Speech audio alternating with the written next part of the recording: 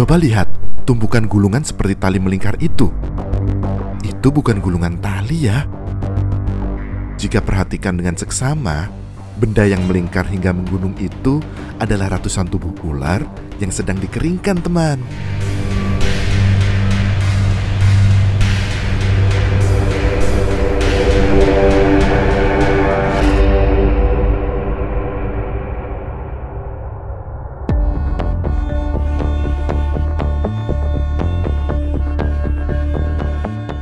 Kali ini tim sedang menelusuri tempat pengolahan kulit ular di Jawa Barat. Sebagian besar masyarakatnya berprofesi sebagai pengolah kulit ular.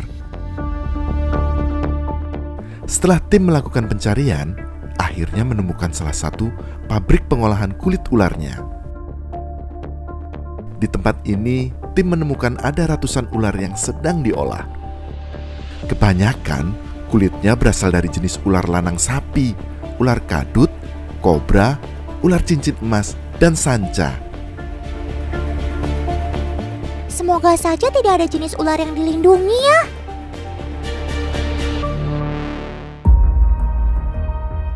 Teman, kulit ular memang punya corak yang luar biasa indah. Jadi, tidak heran kalau industri busana internasional menjadikan kulit ular sebagai komoditas bernilai tinggi dan menambah devisa negara. Kulitnya bisa dijadikan beragam hiasan busana seperti tas, sepatu, dompet, dan lain sebagainya. Tidak main-main, sebuah tas kulit ular merek Itali dihargai puluhan juta rupiah. Dan kabarnya, Indonesia adalah salah satu negara eksportir kulit ular yang terbanyak di Asia Tenggara.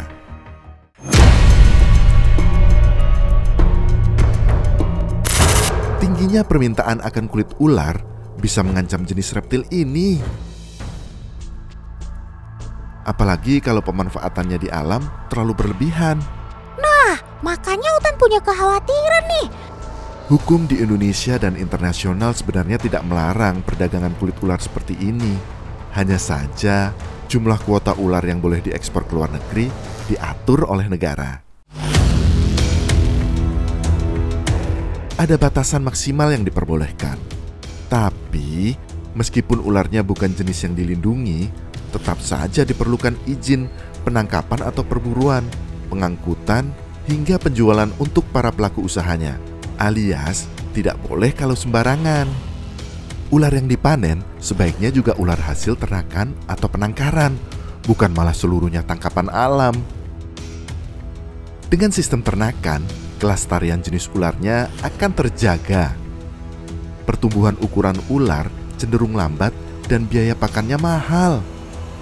Inilah kenapa akhirnya pemburu nakal rakus memanen ular secara instan dari alam tanpa niat melestarikannya. Coba perhatikan proses pengolahannya. Kulitnya dipisahkan dengan cara manual alias ditarik dengan tangan, lalu dilebarkan dengan bambu dan dijemur supaya kering. Semakin panjang dan lebar, serta kualitas kulit yang utuh tanpa cacat akan menentukan kemahalan harganya. Selain diambil kulitnya, dagingnya pun diolah untuk dijual sebagai bahan obat.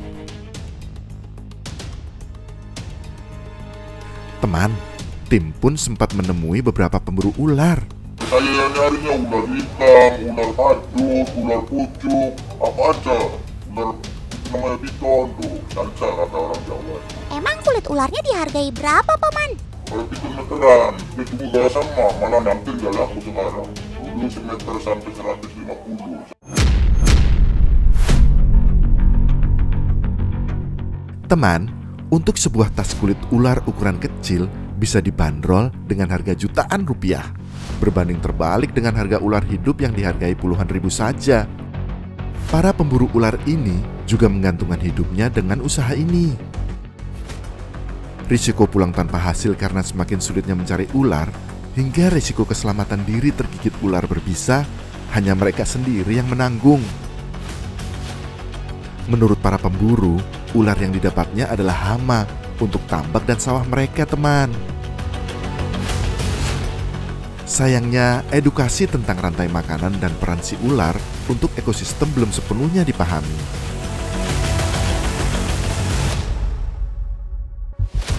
Coba bayangkan kalau satu mata rantai makanan ini terputus karena populasi ular di alam habis. Bisa-bisa elang sang predator alaminya ikut-ikutan punah. Tikus yang jadi hama padi jumlahnya jadi membludak. Dan bisa-bisa setelah itu banyak sawah yang akan gagal panen.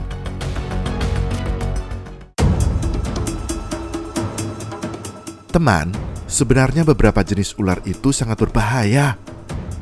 Mereka memiliki racun yang mematikan. Seperti king cobra dari Sumatera ini. Di alam, pertemuan antara raja kobra dengan hewan lain memang bisa saja terjadi. Gigitan biawak yang mengapit mulut membuat king cobra nggak bisa menyerang balik. Walau termasuk predator hebat di habitatnya, hidup biawak bukan berarti aman tanpa ancaman. Hewan seperti king cobra Sumatera ini menjadi salah satu pemangsa alami bagi si biawak. Jika berhadapan dalam situasi seperti ini, secara umum biawak akan memilih pergi ketimbang harus melawan. Tapi ternyata si raja kobra ini bukanlah lawan yang sepadan bagi si biawak. Semakin si biawak banyak bergerak, semakin cepat juga racun menyebar ke seluruh tubuhnya. Sudah sob, sudah. Otan gak mau di antara kalian ada yang terluka. Sepertinya efek bisa si raja kobra mulai bekerja, teman. Terlihat si biawak mulai lemas dan tak berdaya. Ya, memang inilah hukum rimba.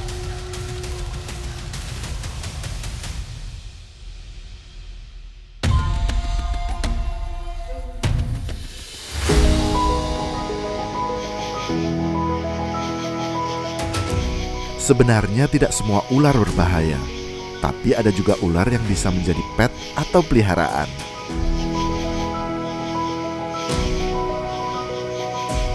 Tapi semua tergantung jenisnya ya. Seperti ular yang satu ini, ia memiliki karakter yang kalem. Sampai-sampai bisa juga kita ajak menari seperti ini. Ular cantik dan jinak ini adalah ball python.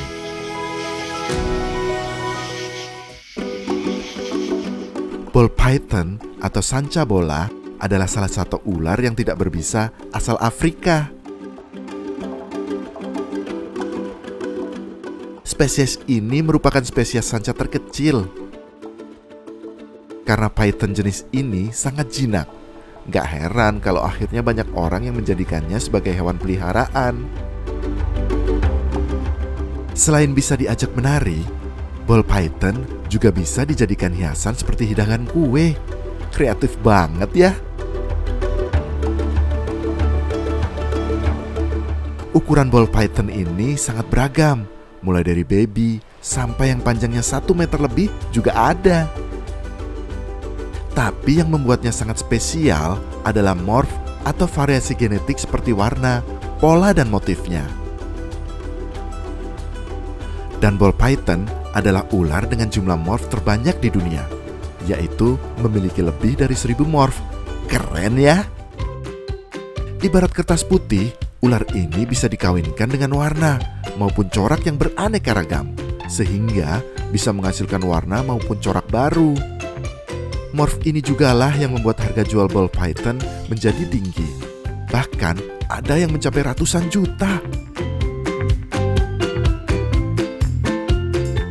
Selain albino, morph banana ini juga banyak peminatnya.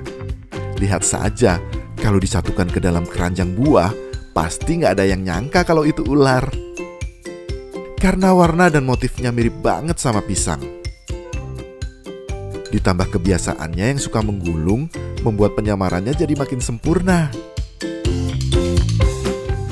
Oh iya teman, ular ini dinamakan ball python atau sanca bola karena punya kebiasaan menggulung tubuhnya seperti bola. Dengan menggulung seperti ini, mereka bisa melindungi bagian kepalanya ketika merasa terancam. Selain si ball python, Otan juga punya sobat keren lainnya. Kuy, kita saksikan.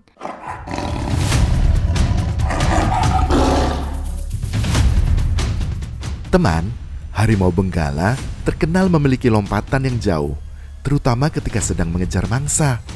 Instingnya berburu sudah tidak diragukan lagi.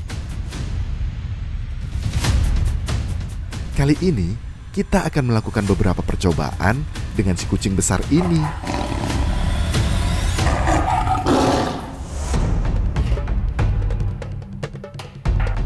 Sekarang, tim sudah berada di rumah Alsyad Ahmad, seorang pecinta satwa yang memiliki banyak hewan peliharaan. Salah satu hewan peliharaannya adalah harimau benggala yang diberi nama Eshan dan Jinora. Alsyad sudah mendapat izin dari dinas terkait, teman. Untuk mendapatkan izin satwa buas tidaklah mudah. Banyak peraturan yang harus dipenuhi. Nah, teman, mari kita mulai beberapa percobaannya ya. Aku mau ngasih enrichment ke Eshan sama Jinora nih. Nanti kita lihat kita ngapain nih. Pak Asep, Pak, sini dong. Nah, ini dia gentongnya. Pegangin ya. Mau masuk, oke? Siap, pegangin.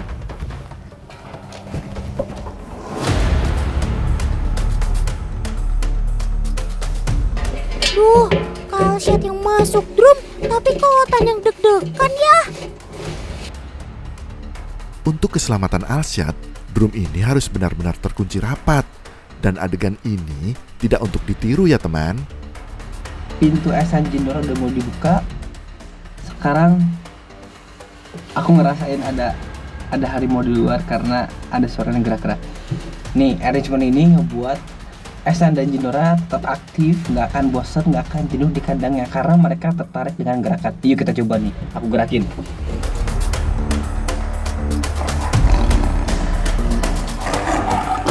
Dengan insting alaminya, Eshan mulai mendekati drum, mencoba mengenali drum dengan penciumannya.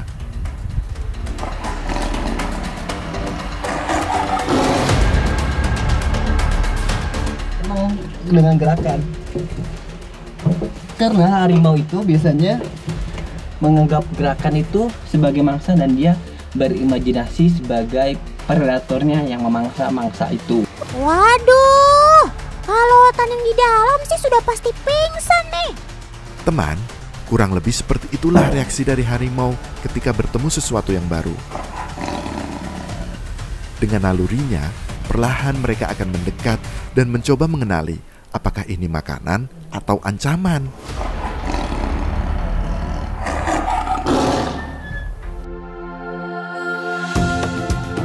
Waduh, dalam panas banget dan ngap sekali.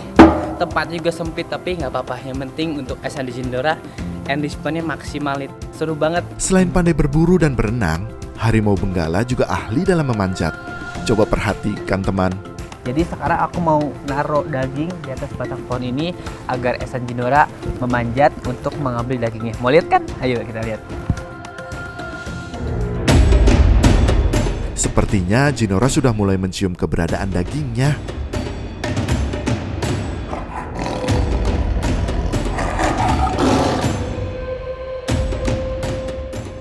Dengan memanfaatkan cakarnya yang tajam, Jinora dapat dengan mudah memanjat pohon ini. Tidak hanya cakarnya saja, tapi ekornya juga memiliki peran. Ekor harimau berfungsi sebagai penyeimbang, terutama saat harimau melompat dan memanjat. Jadi untuk satwa yang buas, yang dirawat dari kecil sama kita atau di kebun binatang, itu pada dasarnya satwa liar, predator, jadi tidak aman untuk berinteraksi langsung secara langsung di dalam kandang ini. Betul, teman. Jangan coba-coba bermain dengan hewan buas tanpa didampingi ahlinya ya, walau peliharaan sekalipun.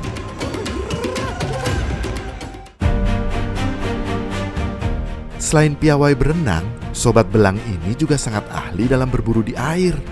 Insting mereka menemukan mangsa di air tidak kalah baik ketika mereka berburu di darat. Bahkan, si harimau dapat berenang menggunakan kakinya untuk mengejar makanan.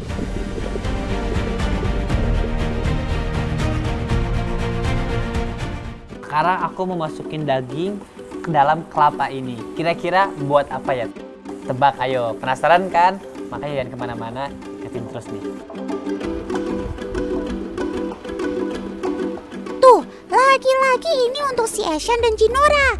Jadi kelapa yang tadi dimasukin daging itu buat endisementnya Eshan Jinora. Kelihatan kan mereka instingnya masih bagus, penciumannya, indera penciumannya masih bagus. Eshan Jinora masih bisa menemukan daging ayam dalam kelapa. Saat berburu, harimau memanfaatkan penglihatan dan penciumannya yang sangat tajam. Ia dapat mengetahui di mana letak makanannya dari jarak yang cukup jauh.